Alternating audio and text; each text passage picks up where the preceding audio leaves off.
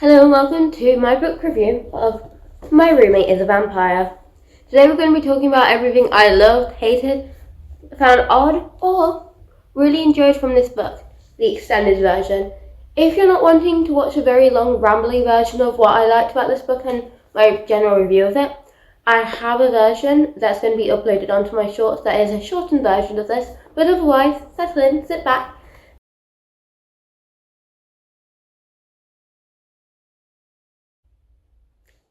Onto one of my favourite design features within the book is that, like red, white, and royal blue, and anything else, it has different writing formats.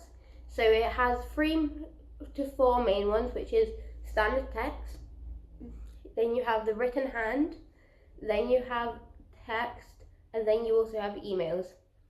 I honestly love how it breaks up the writing so much, but also it feels so much more personal because Frederick doesn't text. He struggles to text because he is 100 years old, basically, in this current world because he's been asleep for 100 years old.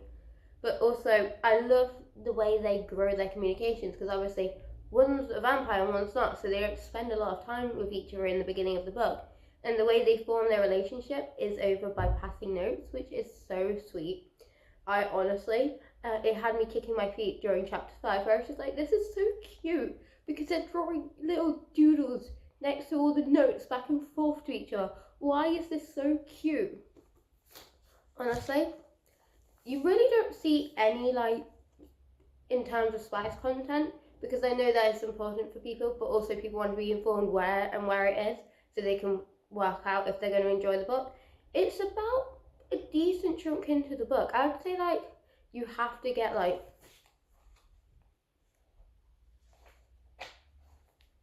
this much into the book at least to find anything, because honestly, it's very platonic, apart from Frederick. Frederick really likes Cassie. There's one chapter at the start where he kind of has an extract from Cassie, then it's like a third point of view, more primarily Cassie point of view.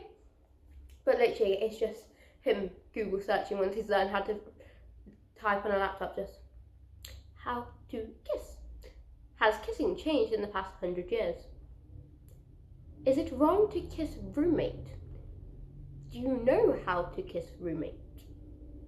And stuff along that line, which I find so funny, and in my mind, whenever he types this stuff in, it instantly just brings up a Reddit post straight away to him, just like, here's Reddit's discussion, and he's just confused and staring like, what's Reddit? It was supposed to just give me answers. Also, Frederick, officially a Swiftie, and it's just like, you know, you're new to Taylor Swift? Like, Kelsey's just like, when did you learn Taylor Swift? And he's just like, well, in an afternoon I listened to her entire semiography, and I just learned all the basic facts because I found out it was popular between women between the age of 18 to 35, and I thought that was a safe bet.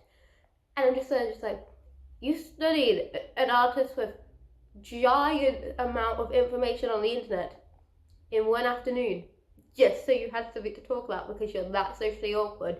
You need just one solid thing to talk about. And then he gets obviously dragged away by the Swifties at a party and looks like a stranded puppy, which is adorable.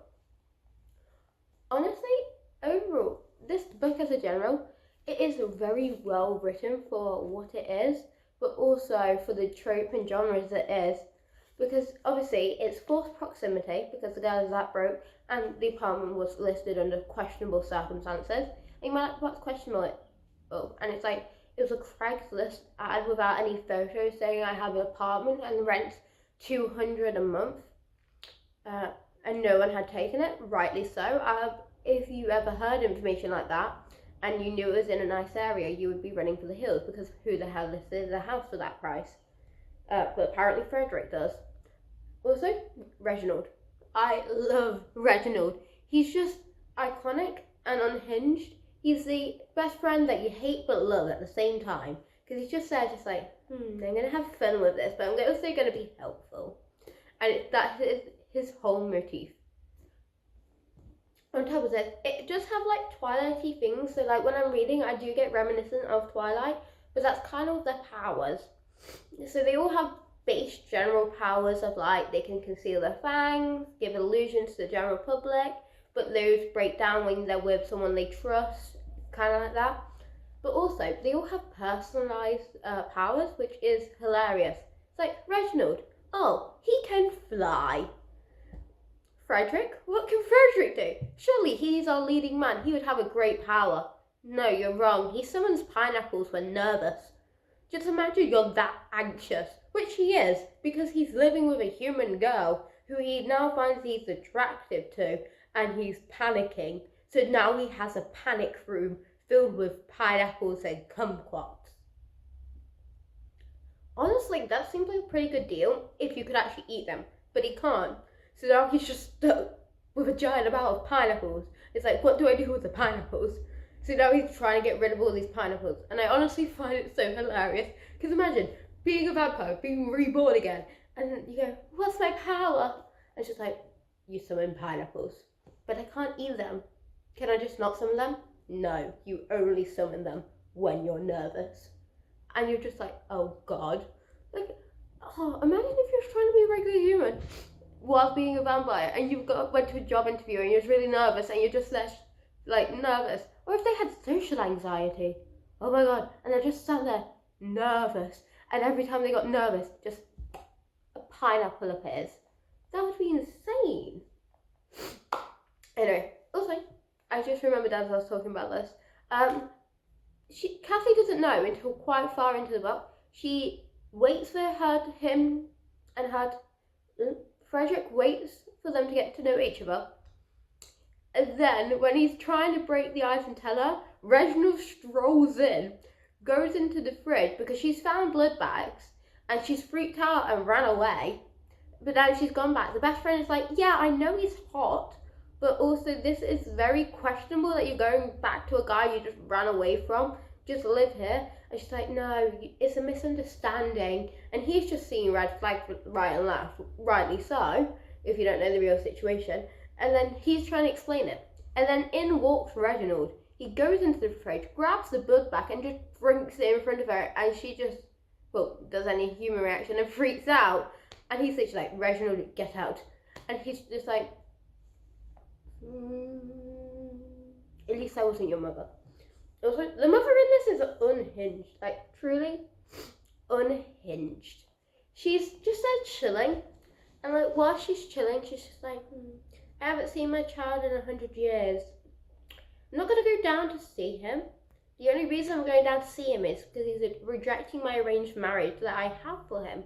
And he's like, no, mother, I don't want to get married to this psycho lady because it's highly suggested in the book that she's sending him crossword stitches with human intestines. Just to throw it out there. But also they hooked up once nearly 200 years ago now. And she went batshit crazy and is intensely in love. And they were like, oh, we're old money vampires. So like they're old money where they still believe forcing your children to get married is the right thing to do. And they're all just like, no, we're going to force you to get married. And I'm just like, he doesn't want that. Their solution? Instead of a third act breakup in this book, you get a kidnapping. Yes, so instead of the usual thing, you get a kidnapping. And you know there's a bit from the front where it's all dark and moody and there's someone writing? Yeah, that's Frederick when he's being kidnapped. He's barely been kidnapped for 24 hours and he's still doing the moody writing, just like, it's been 24 hours since I last seen you. The 3 letters I've sent to you, I don't know if they've got to you. Frederick, even if they were sending it, it still wouldn't have got to them. You're using the US Postal Service. No offence, but judging by my local postal service in the UK, no postal service is delivering a letter in a day. Especially if it's coming from a sketchy house with blacked out windows. They're probably going to play it through several security scans. Let's be honest here. And it's just been all dramatic and moody. And then, obviously, Cassie blackmails the mum with TikTok out of everything. She's like, if you don't give me back Frederick on her laptop, I am going to post a TikTok with Reginald outing all of you. And I'm just like, you know, she actually just posted that. Everyone would just thought it was like a funny video, or barely anyone would have seen it, honestly, because that's how that works. And then she gets a reply from the receptionist, or secretary, as it states in the book, and she's just like, don't do that, don't, because the mum cares about appearances more than her children. And it's like, okay, the address is here, don't email again, I can't be bothered with your petty messages, but if you come here and delete the evidence in front of us, you can have him back, I guess. And she's just like, wow, that was surprisingly easy. So she flies in with Reginald. Oh no, Reginald flies in and she takes an Uber. Even though Reginald can fly her, he's just like, no, we need to like not let them know I'm here.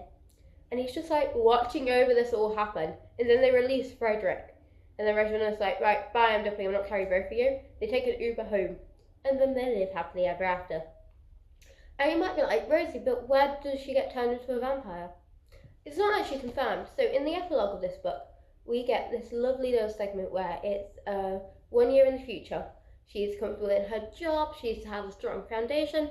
Reginald's very comfy in modern clothing. Also, there is like a really good clothing montage in there as well. But he's comfortable in his clothing in the modern world, and then he takes her out on a little thing and goes, I would like you to think about the possibility of me changing you into a vampire.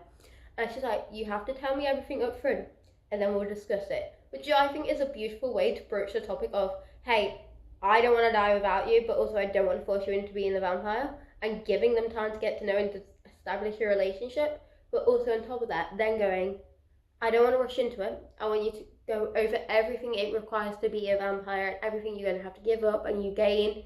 We're going to go over all of it, and then we'll make an informed decision. So by the end of the book, you don't know if she's a vampire or not. My guess is that it's safe to say she probably is, because these two are endgame, and if they were ever to break up in like one of the sequels, I think I would be genuinely upset for days, because Frederick is a gem and he needs to be protected by all. Also, the ring he got her is adorable, because obviously she's a creative artsy person but doesn't like standard things, and she's just like, I always thought engagement rings were pretty, but not in like pretty way. More like, oh, it's a diamond, that's nice. Man pulls out a giant ass red ruby. You know, one of them big ornate rings that you see from like way back when, like 100 years ago, and you're just like, wow, that person had money, or that family had money. He presents her one of those rings and she's like, oh my god, I actually love this ring. I'm just like, you could knock someone out really well with that ring. Okay, right, now on to general consensus of the book. Out of my rating, I would give this book a solid 4.5 out of 10. I loved it, but I did struggle to finish the book when it got to the back end bit. But I think that's the third act of most books I run into that are in the romance genre. Because normally once I get to that point, I tend to feel a dip in it. Because either that breakup is happening, something is happening to cause problems in the relationship, where it's not actually the relationship, it's an outside source affecting it. And I normally find a dip in that, so that's where the 0.5 knockoff comes from. Characters, 5 out of 5. Frederick is a gem. We should all love Frederick. And then finally, would I recommend this book? Yes, I would recommend this book to High Heaven and Back. I picked this one up at the works, and I'm pretty sure they still sell it there, but I'm guessing it's going to be pretty easy to get hold of. And then finally, any suggestions of books I should read next, please let me know in the comments and tell me what you thought about this book review.